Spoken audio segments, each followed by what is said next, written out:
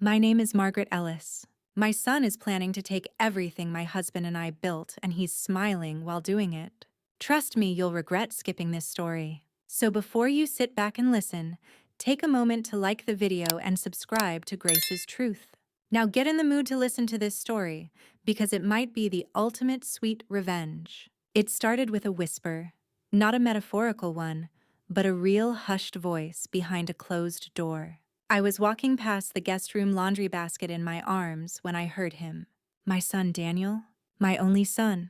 The one I had carried for 9 months, raised with calloused hands and sleepless nights. His voice was low but sharp, urgent in a way that made me freeze before I even understood why. He said, "No, not yet. She's still got it in her name." I stopped mid-step. Not out of nosiness, not even out of suspicion. Just instinct.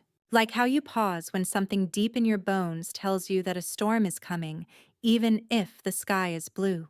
Then I heard his wife Kelsey respond, "Well, then we need to nudge her, gently. Get her thinking about retirement homes, downsizing, whatever. Just get the wheels turning."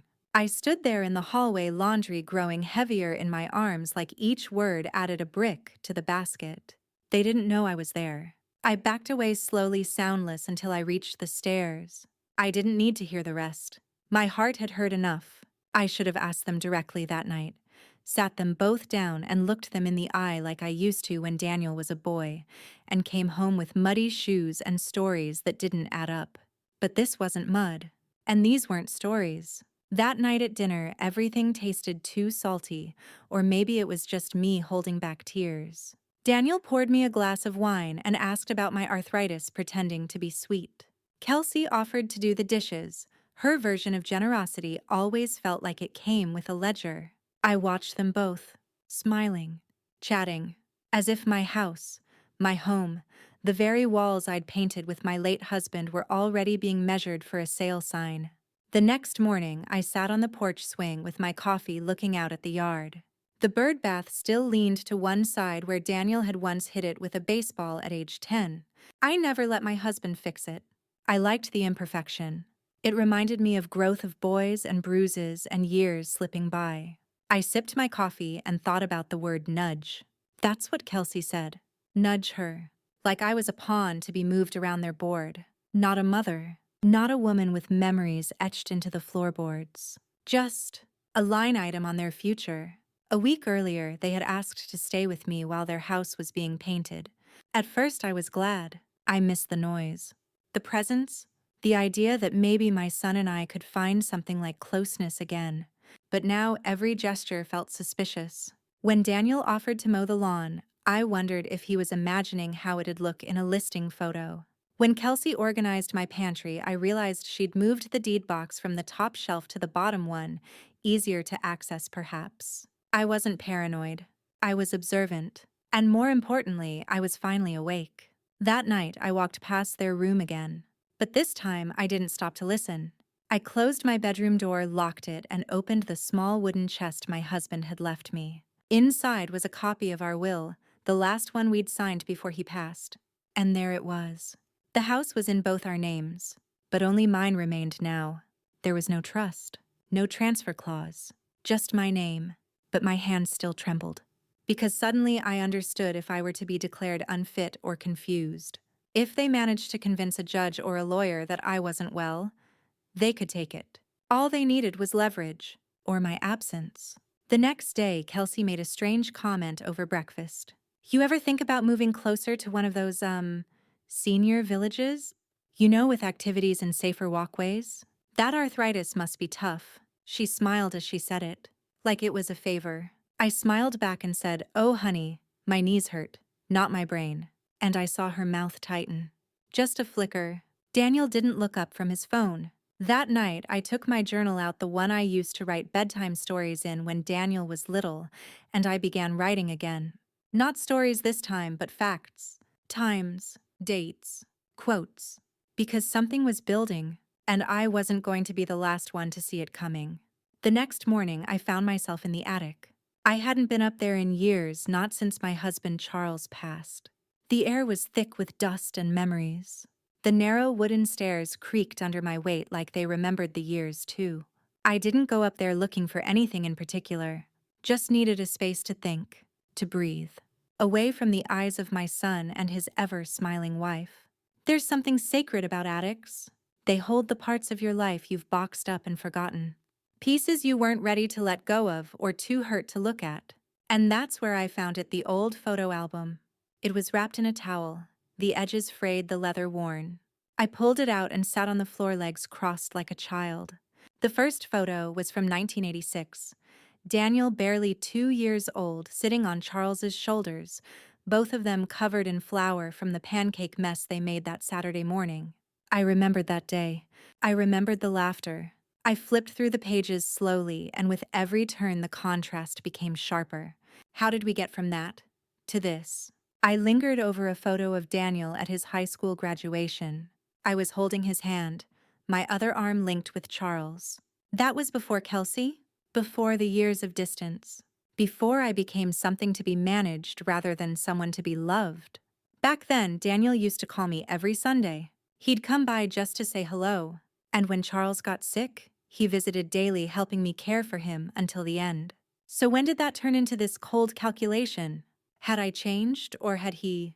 There's a photo I couldn't look away from. Christmas 10 years ago. Kelsey was new then. She had baked a pie. It burned. She cried. I remembered comforting her in the kitchen, telling her that every woman ruins dessert once in her life. She laughed and hugged me. And now she's trying to get me to give up my home, like it's a burden. What changed in her? Or did I misread her from the beginning? I closed the album. My eyes were stinging. Not from dust. From truth. Downstairs, I could hear them laughing in the living room. I sat at the top of the attic stairs and listened. Kelsey, once she's out, we can finally get this place modernized. Open concept would be so much better. Daniel, yeah. It's just hard to get her to even consider it. Her voice again. Start mentioning safety concerns. She already has trouble with the stairs, right? Gently, Dan. Make her think it's her idea. Then laughter. Together, like they were planning a surprise party. I closed the attic door and sat there in the dark for a while. My hand was still on the photo album. My throat burned with silence. My home was not some investment property. It was the last place Charles touched. The last place we were a family. He built the back porch himself, plank by plank, humming his favorite song. His toolbox is still in the shed. His handwriting is still on the wall of the garage, measurements, scribbled notes from when we redid the shelves. They don't see a life here. They see square footage. Later that day, Daniel asked, "What were you doing up there?" I smiled. "Just looking at some old things." He glanced at Kelsey. "We were thinking maybe this weekend we could help you clear it out. Just to make space." "Space for what?" I asked, tilting my head. Kelsey jumped in. "Well, you never go up there. Could be unsafe. Mold. Unsteady beams. Might be good to just declutter." I gave them my softest smile. The one I used to give Daniel when he lied about finishing his vegetables. "Don't worry," I said. "I know what's worth keeping." That night, I took the photo album with me into my room. I slept with it beside me like armor. Because suddenly I realized this wasn't just about protecting property. It was about protecting memory. And if I lost this house, I wouldn't just be losing walls and bricks. I'd be losing the proof that I mattered, that we all once did. The rain started just before dawn, a soft tapping on the roof that grew into a full, steady rhythm. The kind of morning where the world feels wrapped in wool. I sat by the kitchen window, tea in hand, watching droplets race each other down the glass. Daniel and Kelsey were still asleep. I treasured that hour before their footsteps filled the house, when I could move without pretending. I don't know what pushed me back to the hallway closet. Maybe it was instinct, maybe something deeper. But I opened the wooden cabinet, the one built into the wall next to the stairs, and reached for the top shelf where we kept old mail documents and the things we told ourselves we'd sort someday. I pulled down a shoebox labeled Charles, legal. I hadn't opened it since the funeral. Inside were envelopes, dozens of them. Some were yellowed at the edges, others still crisp. They had been addressed to me, from our old lawyer, from the bank, from the county records office, all unopened. I didn't cry. I didn't panic. I just sat on the floor cross-legged like I had in the attic and started opening them. The first few were ordinary life insurance policy confirmations, mortgage discharge notices. But then came the one that made my fingers pause. It was dated 3 weeks before Charles died. Inside a letter from our lawyer outlining a change in the estate plans. A proposed trust, one that would have placed the house under legal protection with me as the primary trustee, and Daniel and our daughter Lacey as conditional beneficiaries. But the document wasn't signed. Charles never got to it. Or maybe he never wanted me to see it. Either way, the trust had never been finalized. I kept digging. That's when I found it. An envelope marked Revised Deed Proposal. Inside a draft of a new deed, one that would have transferred the house into a survivorship agreement between me and Charles, and created a trigger clause that would have blocked any future transfer without my notarized consent. Again unsigned. The language was clear. We had talked about protecting the house. Charles meant to, but in the blur of hospital visits, chemo sessions, and eventual hospice care, it never got done. I sat there, heart-thudding, paper in hand. Without those changes, the house was in my name. Yes, but it was vulnerable more than I'd thought. And someone like Kelsey, who clearly knew how to play nice and push quietly, could manipulate the system. Power of attorney. Claims of mental decline. Emotional coercion masked as concern. I could see it unfolding like a play scene by scene. When Daniel came downstairs later, he found me still in my robe, breakfast untouched. "You okay, Mom?" I looked up. "Just going through some old papers. Your father left more than I remembered." He nodded slowly. "That makes sense. You know, if you ever need help." "I won't," I said quickly. "But thank you." I saw something flicker in his eyes. He wasn't expecting firmness. Not from me. And that's when I knew they thought I'd crumble under the weight of sentiment. But I wasn't sentimental anymore. I was alert. Later that day, I called our old family lawyer's office. I spoke to the receptionist and asked whether they still kept archived files. She said yes, but most were digital now. I booked an appointment for the next week. "Is this regarding a will?" she asked. "No," I replied. "It's about protecting what's mine." That evening, I watched Daniel pacing in the backyard, phone pressed to his ear. I couldn't hear what he was saying, but I didn't need to. The man I raised once ran barefoot through that same yard with a kite in hand, laughing so hard it echoed through the trees. Now he walked that ground like a general surveying territory he planned to seize. And still I didn't hate him. But I feared what greed had done to him. I wrote again in my journal that night. I logged the envelopes, the unsigned deeds, the proposed trust. I made notes, copied names, numbers, not because I was paranoid, but because I was finally awake. There's a kind of loneliness that creeps in when you realize your own child sees you as an obstacle. But there's also a quiet power in knowing the truth early enough to do something about it. And I would, because I wasn't going to be nudged. I wasn't going to be managed. I wasn't going to be taken. Not by my son, not by anyone. The smell of rosemary chicken filled the house, Daniel's favorite. I had made it from memory the same way I had since he was a teenager. The table was set with the good plates, the linen napkins folded just right, not because it was a special occasion, but because I needed something to feel normal. They came down laughing. That soft, practiced laughter people use when they want you to think everything is fine. "Smells amazing," Mom, Daniel said, pecking my cheek like a dutiful son. Kelsey smiled and sat down without a word. Her phone never left her hand. I watched them as I carved the chicken, thinking of all the times I had fed this boy spoonfuls of mashed carrots, slices of grilled cheese soup when he was sick. Now here we were, forks, knives, and silence with a smile. Halfway through the meal, I cleared my throat and said it. "I've been thinking of updating the will." The room changed. Not visibly. No gasps. No slammed forks. But I felt it. The stillness. The invisible shift. Like the moment before a lightning strike. Daniel looked up. "Oh." Kelsey sipped her wine and tried to smile casually. "What brought that on?" I shrugged. "I'm not getting any younger." For a few seconds, no one said anything. I cut my chicken very deliberately. Then Daniel leaned back in his chair, trying to play it cool. "That makes sense. It's smart to think ahead." "I suppose so," I said, dabbing my mouth with my napkin. "I just want to make sure things are clear. So there's no confusion, no assumptions." Kelsey chimed in too quickly. Of course. We'd never assume anything. I nodded. That's good to hear. The silence that followed wasn't peaceful. It was charged. Like we were all holding cards and pretending not to look at each other's hands. After dinner, Kelsey offered to do the dishes. Again. I let her. I sat in the living room with a book I wasn't reading and watched Daniel pace near the back window, phone in hand, whispering. I didn't need to hear the words this time. His posture said enough. He wasn't calling a friend. He wasn't chatting.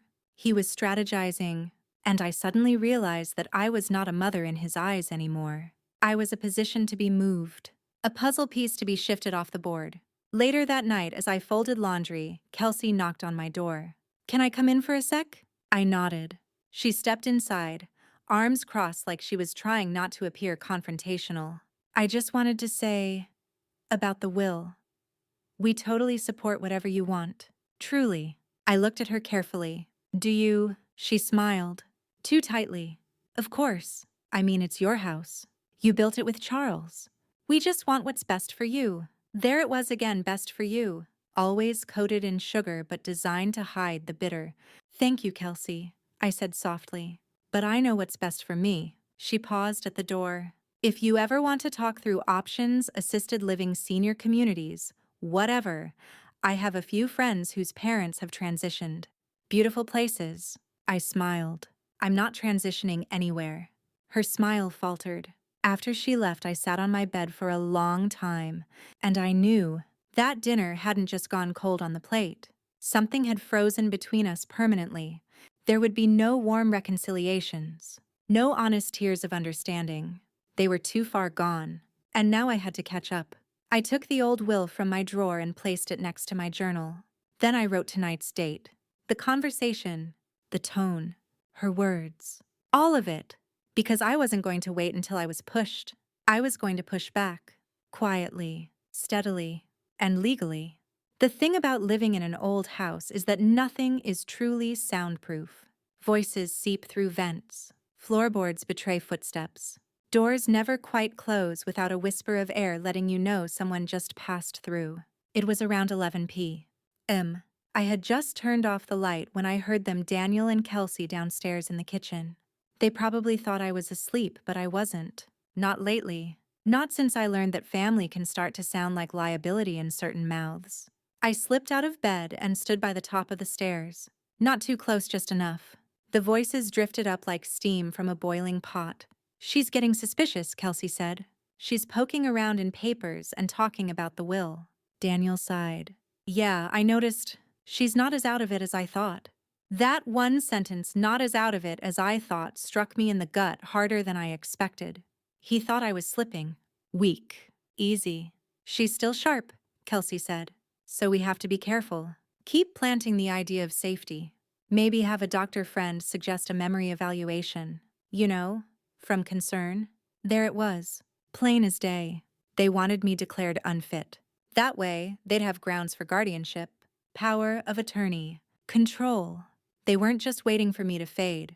They were preparing to erase me. I took a slow step back, heart thudding. My own son, whose scraped knees I once kissed, was plotting to strip me of agency. Not even out of desperation, but convenience. I had heard enough. I returned to my room, locked the door, and did something I never thought I'd have to do in my own home. I pulled my phone out and pressed record. The audio wouldn't be perfect, faint, muffled, but it was something I could hold. A thread in what was now clearly becoming a larger plan. The next day, I played the part. I let them believe I was distracted, that I forgot things here and there. I asked innocently, did I take my pills this morning? Even though I knew I had. I let Kelsey repeat herself 3 times about dinner plans. She thought she was steering the conversation. She thought she was laying a trap. But I was letting her build the cage so I could snap it shut when the time came. In the early afternoon, I called my daughter Lacey. She lives 2 states away, works as a travel nurse, and hadn't been home in almost a year. I didn't tell her everything, not yet, but I asked if she could come visit soon. She immediately said yes. Everything okay, Mom? She asked, concerned. Not really, I said quietly. But I'll explain when you get here. Just know I need your help, not to fight. Just to witness. She understood more than I expected. I'll be there by next weekend. That night, Kelsey handed me a flyer. A glossy pamphlet for a senior lifestyle community with smiling grandmas doing yoga on the front. We drove by this place today, she said sweetly. It looks so peaceful. Wouldn't it be amazing to not worry about cleaning or upkeep anymore? I looked down at the image. The woman in the picture wasn't me. She was passive, empty-eyed, living someone else's idea of ease. I nodded slowly. It's very pretty. Daniel smiled. Just something to keep in mind, Mom. No pressure. Of course not. Just nudging. That night, I added the flyer to my growing file of evidence. I played back the audio I'd recorded low, murky, but usable. And then I wrote down everything they said line by line, not out of obsession, out of strategy. Because if they were playing a long game, then so was I. And in the end, I planned to win. Not with a scream, not with a breakdown, but with quiet, careful truth. It was a Wednesday when I finally told Janet everything. We were sitting on her back porch, same as we'd done for 30 years, sipping sweet tea and pretending the world outside our gardens didn't spin so cruelly. Janet has always been more than just a friend. She was my sister in spirit, the one who sat with me after Charles's funeral, the one who brought soup when I had pneumonia, and stayed 3 hours longer than she needed to just in case. So when I told her what I'd overheard, what I knew Daniel and Kelsey were planning, she didn't gasp or cry or tell me I was imagining it. She just said, "It happened to my cousin 4 years ago," and I felt the bottom drop out from under me. Janet's cousin Eleanor was a retired librarian, never married, no kids of her own. She had taken in her niece, a single mother with a teenage son after they lost their home in a divorce. It started the same way: sweetness, gratitude, help with chores. Then little by little they wore her down. "Let us manage your appointments. We'll take care of the bills. You should relax and enjoy your golden years." Until one day Eleanor woke up to find her name taken off the deed, replaced by her niece's.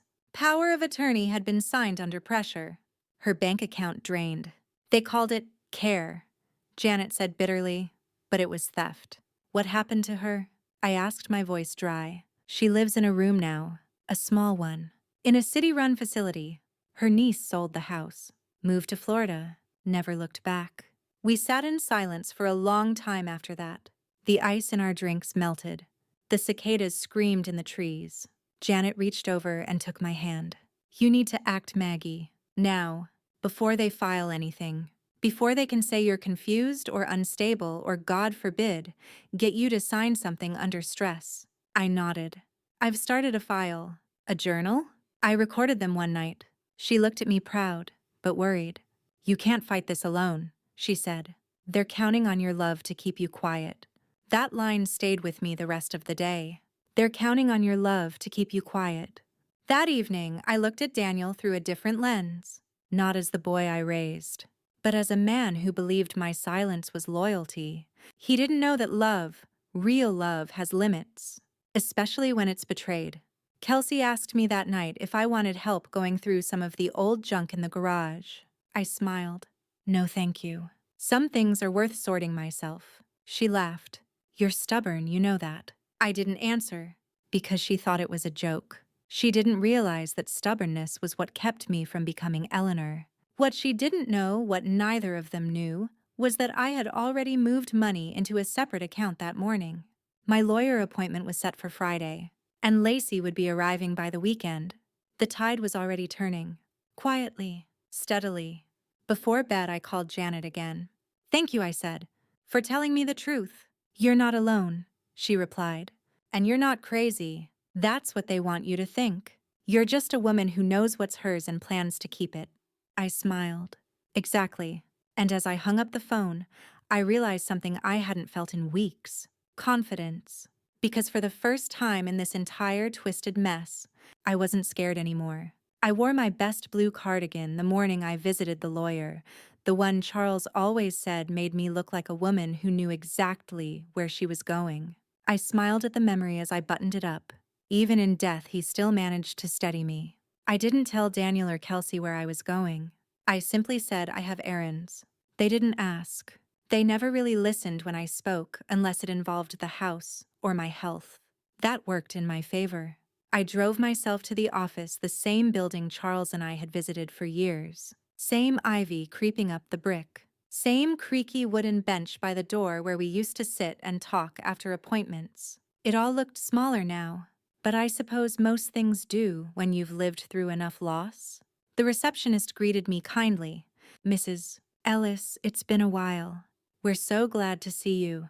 I was ushered into a warm office, wood-paneled walls lined with books, everything smelling faintly of leather and paper and quiet decisions. Robert Alton, my late husband's longtime attorney, had passed last year. His son Mark had taken over the firm. I wasn't sure if he'd remember me, but the second he walked in, he smiled. "Mrs. Ellis," he said, shaking my hand firmly. "I remember coming to your house with my father when I was a kid. You made lemonade." "That was 20 years ago," I said. "And I've never had better lemonade," since he grinned. That simple kindness, remembering something small, nearly brought me to tears. But I held it together. "I need your help," I said. We sat for nearly an hour. I told him everything from the overheard conversations to the suspicious behavior. I showed him the documents I'd found, the unsigned trust, the proposed deed, the notes I'd taken. I even handed over the audio recording. He listened carefully, took notes, asked clear questions. "Do you feel unsafe?" he asked at one point. "No," I replied, "but I feel watched, manipulated. I don't trust their intentions." He nodded. "That's more than enough." Then he leaned back, fingers steepled, and said something that set everything into motion. "We can lock this house down in 48 hours. We discussed my options. Establishing a living trust with myself as the sole trustee, adding protective clauses that would prevent any future sale or transfer without my notarized consent and mental competency, sign-off from an outside physician. Granting power of attorney only to Lacey, someone I trusted implicitly. Filing a restraining clause that flagged any attempt to transfer the deed without my explicit legal approval. It wasn't just a plan. It was defense. Legal. Precise. Ironclad. I signed everything that morning. Page after page, I wrote my name with a steady hand, each loop of ink another brick in the wall I was building to protect myself. "Will Daniel be notified?" I asked. "Only if he tries to act," Mark replied. "And by then he'll find out it's too late." That was exactly what I needed to hear. As I left the office, I felt lighter, like the very ground beneath me had shifted in my favor.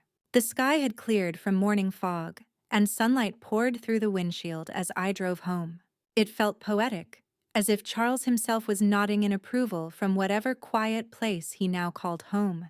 When I walked through the door, Kelsey was in the kitchen again, scrolling her phone. "Errands go, okay?" she asked, not looking up.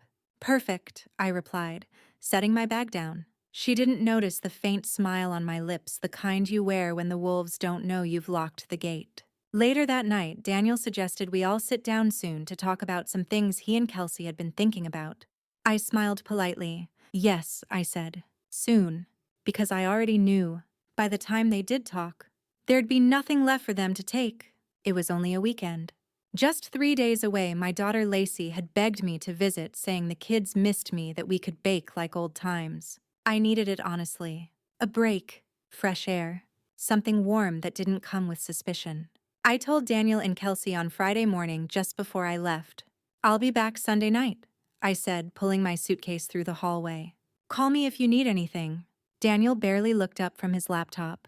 "Sure, Mom. Enjoy yourself." Kelsey nodded, her smile a little too tight. "Say hi to Lacey and the boys." And that was that. I should have known something was off, something in the tone, in the way Kelsey hugged me too quickly and then turned away, like she had a timer running. But I brushed it off. I was tired of seeing shadows everywhere. I should have listened to my gut. Lacey's home was filled with noise and love. Flour dusted the countertops. My grandson screamed over who got to crack the eggs. Lacey laughed the way I used to when my own were small. It was healing. We didn't talk much about Daniel. I think she could sense how thin I was stretched, how close I was to snapping.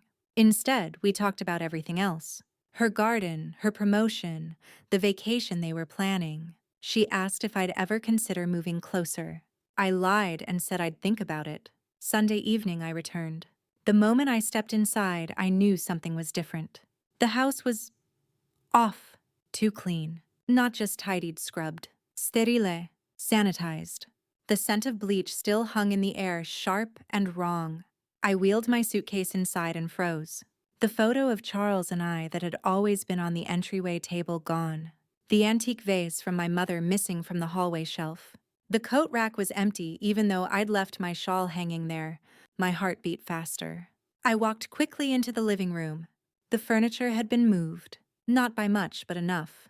The old armchair where I always read gone. Replaced by a newer, sleeker one. The rug had been changed out. My reading lamp, the one with the hummingbird etching. Missing. I walked faster now, a slow dread growing in my chest. The guest room door was ajar. Inside boxes were stacked, labeled, neatly sealed with tape. My boxes. China sets, books, photo albums, even a pair of Charles's shoes that had sat untouched for years. All packed, all labeled in Daniel's handwriting. I stood there for a long moment, just breathing. They thought I wouldn't notice. Or maybe they thought I wouldn't say anything. Daniel. I called out. He came downstairs in socks, phone in hand. Hey, you're back. How was the visit? I stared at him. What happened to the house? He blinked. What do you mean?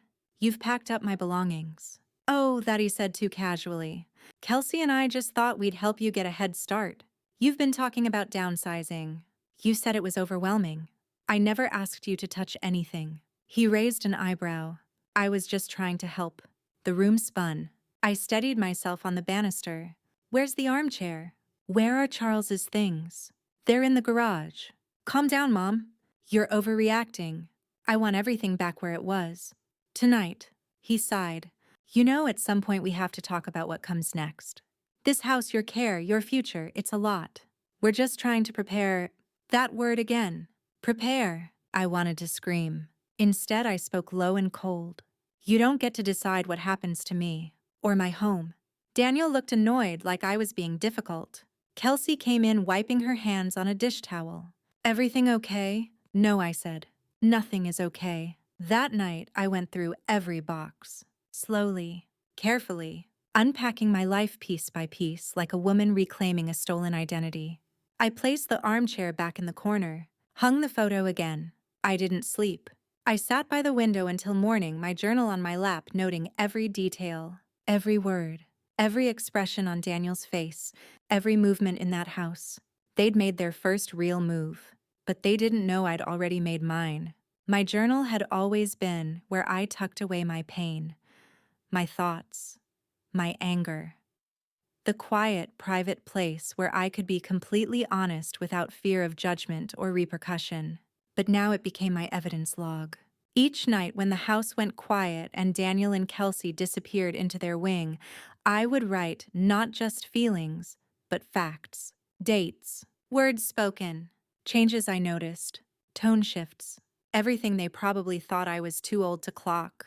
I documented how Daniel had changed the Wi-Fi password without telling me, how Kelsey stopped letting the mail pile on the counter, she sorted it before I could see anything. How my appointment reminders had stopped arriving until I called the clinic myself and was told they had been rescheduled by someone named Kelsey Johnson. It was all going into the journal now, not for therapy, for survival. One morning while Daniel was at work, I walked into the kitchen and found Kelsey on the phone. She didn't notice me right away. Her voice was clipped and professional. Yes, we want to transfer the property title into a family trust. No, just the primary residence. Yes, my husband is the only listed heir. Well, she's still living, but we're trying to simplify estate planning. It's becoming a burden for her. A beat. Then she noticed me. She froze.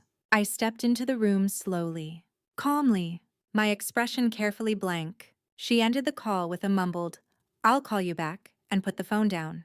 "You're making legal arrangements behind my back now?" I asked. Kelsey's eyes narrowed. "Margaret, we were just..." "Don't you dare." My voice was shaking, but not from fear. From fury. Cold, clean woman who's had enough fury. She opened her mouth again. I held up a hand. "You can lie to yourself. You can manipulate Daniel. But you do not touch what isn't yours. This house was paid for with my husband's sweat and my years of sacrifice. You will not erase me from it." Her lips tightened. "We're trying to help." "No. You're trying to take. That day, I did something I should have done months ago. I called my lawyer. Henry had handled Charles's estate after his death. He was kind, old-fashioned, and more importantly, fiercely loyal to me. I explained everything. The behavior, the preparation tactics, the attempt to form a trust without my knowledge. He didn't sound surprised. This happens more often than you think, Maggie, he said. Kids get greedy. They assume once the parents slow down, they're entitled to everything. I'm not even sick, Henry. I know. That's why we're going to protect you before they make it look like you are. We met the next day at his office. I gave him a copy of my journal. He made a scan, carefully logging every page. He also helped me start the process of creating a living will, one that made clear the house was not to be passed down automatically. I added layers of legal protection that would take months to unwind, even with a power of attorney. I don't want to accuse them outright, I said. Henry gave me a long look. You don't have to. You just have to stay one step ahead. He had me sign an addendum stating that any legal changes to property or estate must be initiated solely by me in person with video confirmation. And then he gave me something I didn't even know I needed. A sense of power. They're playing chess, he said. So play better. Back at home, I began to watch differently. Not just for signs of betrayal, but patterns. Kelsey became more cautious, but Daniel was slipping. He was distracted. I once walked into his office and saw bank account tabs open on his screen. One had the value of my home estimated down to the square foot. Another listed elderly living options in our county. He didn't even try to close them fast. Just looking at options, he mumbled. You know, for the future. I nodded and walked away. And then I added it to the journal. They still thought I was soft, fragile. Just a tired old woman clinging to memories and lace curtains. But what they didn't know, what they couldn't see, was that I was already at war. Quietly, legally, intelligently. They had made a tactical error. They underestimated a mother's ability to protect what was hers. And I wasn't done yet. The first real crack in their plan didn't come from a dramatic confession or a hidden recording. It came from a simple envelope. It arrived on a Thursday, stuffed in our mailbox with the rest of the junk mail flyers, coupons, and an insurance bill. But this envelope was different. It was addressed to me. Yet the return address was from a private senior care facility 2 towns over. A place I'd never contacted, never visited, never even heard of. I opened it at the dining table, heart already pounding. Inside was a confirmation packet for my scheduled tour and initial consultation. Thank you for choosing Willow Glen Retirement Living. We look forward to meeting you and discussing how our assisted care environment can support your next chapter. The date of the visit was next week. The appointment was made in my name. And the emergency contact? Daniel Ellis. I sat there frozen.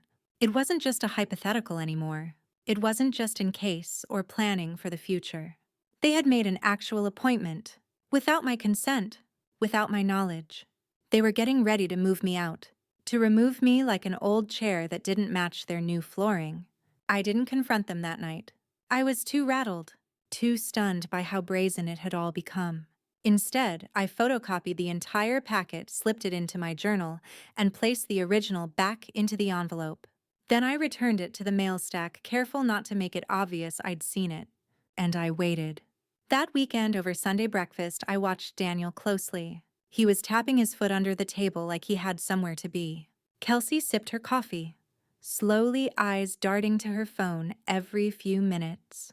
It was all theater now. Fake smiles, forced questions about my health offers to run errands for me so I could rest. They were staging the soft goodbye, practicing how to act concerned while stealing someone's life. But the moment came when Kelsey said, "You know, Mom, we've been thinking. Maybe you'd enjoy a place with people your age. More companionship. You always talk about how lonely it's been." And Daniel added, "Willow Glen has excellent reviews." They thought they were being clever. I leaned back in my chair, folded my hands, and smiled. "I know," I said. "I've read the brochure." Kelsey froze. Daniel looked up from his phone, startled. "I saw the envelope," I continued. "The one addressed to me, the one you opened and signed me up for." Their silence was so complete I could hear the clock ticking on the wall. I reached for my journal. It was sitting on the table now, not hidden. I opened it to the copy of the Willow Glen letter and slid it across to Daniel. His face went pale. "Are you spying on us now?" Kelsey said sharply. "No," I said, calm and steady. "I'm documenting how my son and his wife are attempting to erase me from my own home." They exploded, of course. Accused me of being paranoid, of not trusting them. Kelsey played the martyr, the misunderstood daughter-in-law. Daniel tried to spin it as love, saying he just wanted what was best for me. But their rehearsed arguments fell flat, because I had proof. Because I had names, dates, behaviors all laid out in handwriting and printed attachments. Witnesses to their cruelty. And because I had already made moves they didn't know about. "You've been treating me like an obstacle," I said, voice rising. "But I'm not some antique to be stored away." Daniel's hands were shaking now. "Mom, you're overreacting." "No, you're underestimating," I snapped. "You forgot I'm the one who built this house. You forgot I buried your father in this soil. You forgot that your life, your comforts came from my sacrifices." I looked him in the eyes. "And now you think you're entitled to take what's mine while I'm still alive?" He couldn't even answer. That night, I locked my bedroom door for the first time. Not because I was afraid of violence, but because I finally understood something that had taken me too long to admit. I didn't recognize my son anymore. And the woman he married, she wasn't just the instigator, she was the architect. This wasn't just carelessness, it was design. What they didn't know was that Henry had also helped me draft a clause, a final condition in the new deed structure. If at any point I was removed from the property without my legal consent and full capacity, the house would automatically be frozen under injunction, and they would lose all rights of succession. I had firewalled my legacy. Now it was time to decide what I wanted to do with it. Because if Daniel thought the house was still his future, he was about to learn that sometimes mothers do play favorites, especially when pushed too far. I didn't sleep much after that confrontation. Not from fear, but from clarity. For the first time in weeks, I finally felt awake, present, aware of the quiet storm that had been brewing inside me for years, waiting for its moment. Daniel had always believed he was my only option, my only heir. That no matter what he did, I would forgive him because he was blood. But that night, as I sat at my writing desk and looked over the documents Henry and I had quietly put in place, I realized something else. I still had power, and I had choices. The next morning, I called someone I hadn't spoken to in a long time. His name was Michael, my late husband's son from a previous marriage, Daniel's half-brother. The one Daniel had always considered less than. We'd had our differences, Michael and I. After his father passed, there were years of distance, misunderstandings, words unsaid. But unlike Daniel, Michael had never asked me for money. He'd never pressured me for assets or hinted at inheritance. He had built his life quietly, a small mechanic business out in the country, a modest family, a sense of pride. I told him everything, and to my surprise, he listened. Without judgment, without rushing to solve me. When I finished, there was a long silence. Then Michael said, "I'll come by this weekend." Daniel didn't like that one bit. "Why is he coming here?" he asked, trying to sound casual. I didn't answer. I just smiled. That alone seemed to shake him. By Saturday, Michael was parked in our driveway in his old Ford pickup, stepping out with the calm demeanor of someone who didn't need to prove anything. Daniel watched from the window like a child guarding his toys. I could feel the tension building, Kelsey whispering something in the hallway, Daniel pretending to be busy in the garage. Michael sat with me on the back porch. We drank coffee, talked about his father, talked about the house, about me. He didn't once ask about what he might get out of it. But he did ask if I felt safe. I told him the truth. No, not anymore. That was all he needed to hear. That evening, Daniel finally snapped. He cornered me in the kitchen after Michael left, his voice low but angry. "You're bringing him back into the family. After all this time. You never treated him like family," I said. "That was your choice. He doesn't deserve anything." "No, Daniel," I said, stepping closer. "You don't." The next day, I made a quiet change with Henry. A legal amendment. A shift in designation. I added Michael as a beneficiary to my living trust, not to spite Daniel, but to remind him that love, respect, and care are earned, not entitled. And I left a condition Daniel never expected. That if he chose to reconcile, if he made a sincere effort to repair what he'd broken, then his share could be restored in the future. But the clock had started ticking, and he didn't even know it yet. The shift in the house was immediate. Kelsey was colder, quieter. She no longer brought up downsizing or senior living. Daniel avoided eye contact. He moved around me like I was made of glass, fragile, inconvenient. But I had stopped playing their game. I no longer tiptoed around their moods. I was preparing for the endgame. And every morning I sat with my coffee and looked out at the garden I had planted with my husband, not with sadness, but with resolve. Because I knew something now. They thought I was just the past, but I was still the foundation, and I wasn't done rebuilding yet. The morning the papers were filed, the air felt unusually still.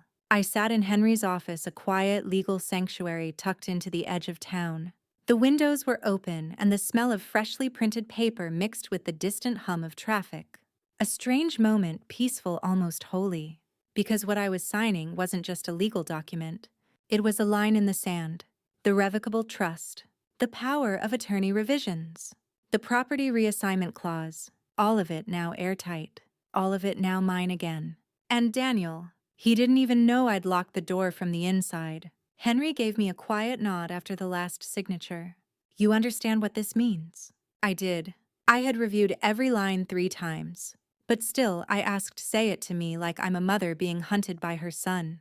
Henry exhaled through his nose, half amused, half horrified. It means, if Daniel tries to touch your property without consent, he'll face legal consequences. He has no claim, no control, and no legal standing to speak for you anymore. I nodded. Then I stood up, and I walked out of that office taller than I had in years. When I got home that afternoon, Daniel was in the living room with a real estate agent. It took me a full 5 seconds to process it. The glossy brochures, the house specs, the listing details. My house. My name still on the deed. The woman stood up politely. Mrs. Ellis, it's such a pleasure to meet. She's not selling, I said flatly. You need to leave. Daniel stood too quickly. Mom, I was just showing her around. It's just an idea, no pressure. The agent blinked. I thought we had discussed listing this week. I turned to her. I'm so sorry. My son is confused. This house is not for sale. Her eyes widened. But he said, he doesn't speak for me. She took the hint and left swiftly. Daniel followed her to the door, muttering something I couldn't hear. When he came back and his entire face had changed. No more masks. No more pleasantries. Just fury. You've lost it, he hissed. Do you even know what you're doing? Yes, I said. I'm protecting what's mine. You're siding with Michael. Michael. The loser with a garage business and a rusted truck. I smiled softly. Michael's never tried to sell my home from under me. He stared at me, jaw tight. You don't even realize how fragile you are. You need me. No, Daniel, I said quietly. I needed you to be a son. You chose to be a thief instead. That night, I received a voicemail. His voice was low, tight, venomous. I hope you know what you've done. You've turned this family into a joke. You've let a stranger into our legacy. Don't expect me to be there when things fall apart. I saved the message, forwarded it to Henry. And then I sat in the dark for a long time, staring at the fireplace, wondering where the boy I once held in my arms had gone. But the truth, he hadn't vanished. He had just slowly taken off the mask. And now I could finally see him for what he was, and more importantly, I could see myself for what I still was. A woman not yet broken. A mother who finally saw the cost of unconditional love and the wisdom in making it conditional. The next morning, I took a drive. Not far, just down to Michael's garage where his kids were playing with chalk in the lot, and his wife was planting sunflowers along the fence. He came out with oil on his hands, wiping them on a rag. I handed him a manila envelope. He looked at it. Is this what I think it is? I nodded. It's not everything, but it's enough to start something new. He didn't speak right away. Just pulled me into a hug, one that didn't ask for anything, didn't manipulate, didn't take, just gave. When I got home, the house was quiet. Daniel's car was gone. So was Kelsey's. And for the first time in months, I didn't feel haunted. I felt alone, yes, but also free. There was space in the silence now. and I intended to fill it with my own voice. The fallout came quickly. 2 days after I shut down Daniel's attempt to list my house, I received a letter formal, cold, and unmistakably written under legal advice. He was contesting the trust update. He was accusing me of being mentally unfit. I stared at the document, my hands shaking only slightly. That part of me, the woman who would have broken down at such a betrayal, she was long gone now. Instead, I sat quietly at my dining table reading each line like it was a foreign language. The implication was brutal.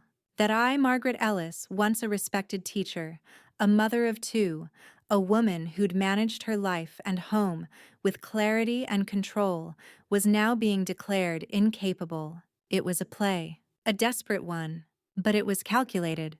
Daniel knew that the only path left to get his hands on my assets was to have me declared incompetent. And that terrified me, not because it would work, but because he was willing to go that far. I drove straight to Henry's office. He already had a copy of the letter, and when I walked in, he handed me a file. "We're not going to let this happen," he said, before I even sat down. "Can he win?" I asked, my voice steadier than I felt. Henry shook his head. "Only if we do nothing. But you're not going to sit quietly and let him take your dignity." We scheduled a psychiatric evaluation the next morning, a precaution to prove my capacity. Henry also scheduled depositions, pulling out records and call logs. Even the voicemail Daniel left me laced with veiled threats and condescension. It was no longer just personal. This was war. The evaluation was almost comical in its simplicity. Dr. Maida, a warm woman in her 50s, asked me questions about current events, my financial decisions, even my own story, my life, my routines, my intentions. After nearly an hour, she closed her notepad gently. "Mrs. Ellis," she said, "I don't think I've met many women with a clearer sense of self. Your mind is sharp. Your memory is intact. Your insight is actually well above average." I smiled, but something in me still burned. Why did I even have to prove it? Why did the burden fall on the one being attacked? 2 weeks later, we met Daniel in mediation. He walked in with a crisp suit and no shame. Kelsey wasn't with him. He didn't greet me. He didn't even flinch when he saw Michael sitting beside me, my quiet reinforcement. The room was beige and cold, the kind of place where families go to die quietly under paper trails and ink. His lawyer opened with a fake smile. "We're here in good faith to resolve a miscommunication in the family." Henry cut him off. "Your client tried to sell his mother's house while her name was still on the deed. He then accused her of mental incompetence in a legal document. That's not a miscommunication. That's elder financial abuse." Daniel's eyes finally met mine. They weren't angry anymore. They were smug. He thought he could bluff his way out.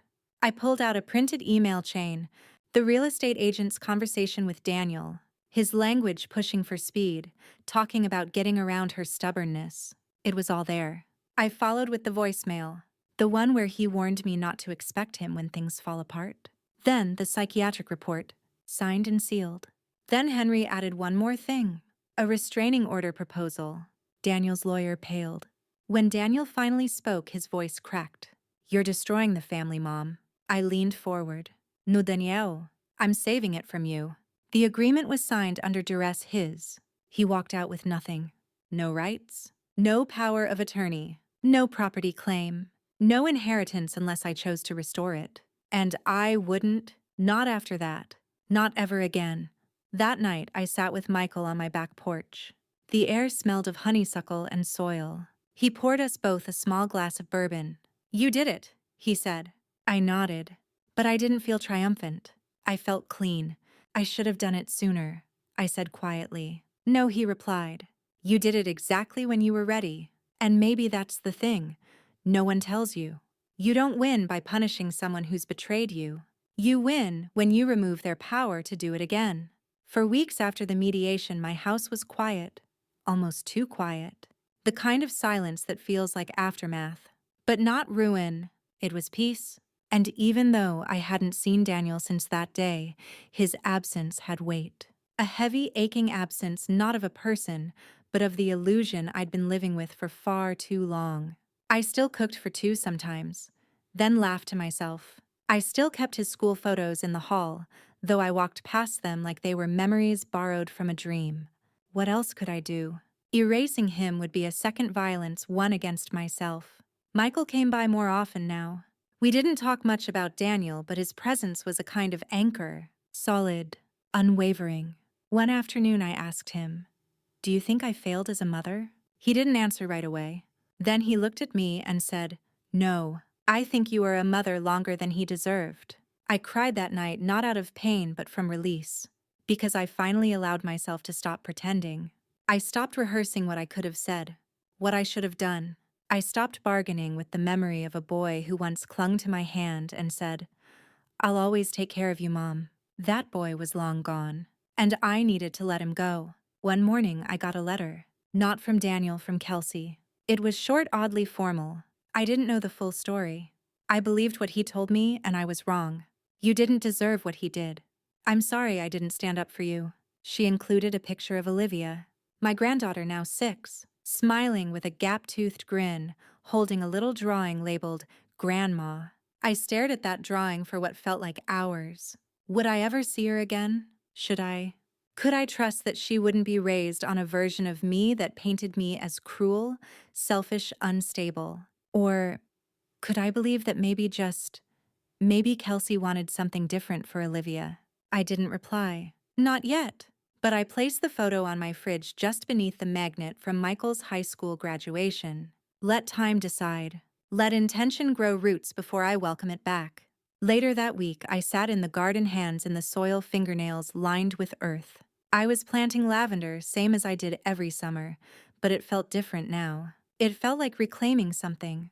I wasn't planting to beautify a space for guests or to impress neighbors. I was planting because this land was mine. Every inch of it, from the porch Daniel once walked across without knocking to the attic he once tried to claim for storage, belonged to me again. And not just in paperwork, but in energy. Sometimes I think about how close I came to losing it all, not just the house, but my own sense of self. All because I wanted to believe my son still loved me the way he did when he was 5. But that version of love, it didn't survive ambition. It didn't survive entitlement. It didn't survive greed. And now I didn't need it to. I didn't need him to validate my worth. I didn't need anyone to fight for me.